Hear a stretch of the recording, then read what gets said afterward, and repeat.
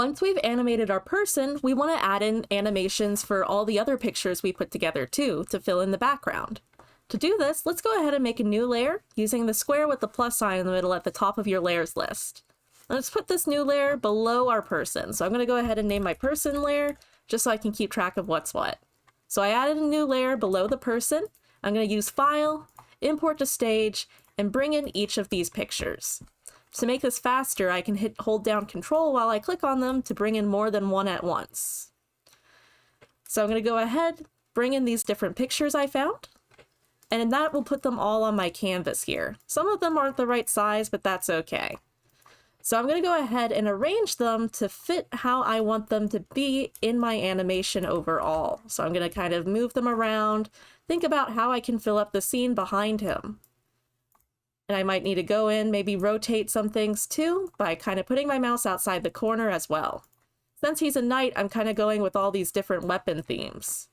I'm going to go ahead, right-click, and send the shield to the back as well.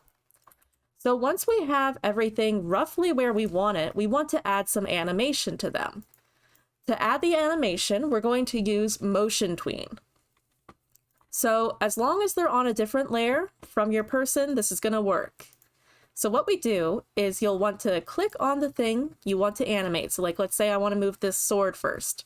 I'll right-click on it and create a Motion Tween. Animate will put it on its own layer for us. So I'm going to repeat this again for the other parts of the background.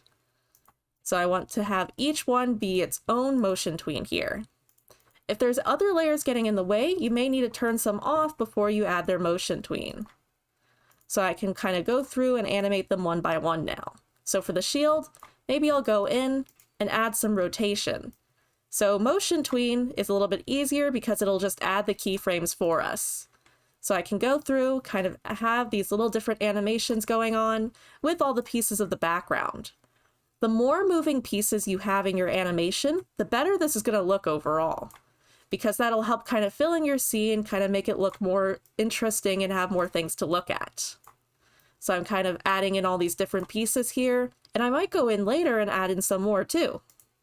So now I'm just kind of go through and animate this sword as well. And that's just by creating the Motion Tween and then going back through and moving everything where I want it to go.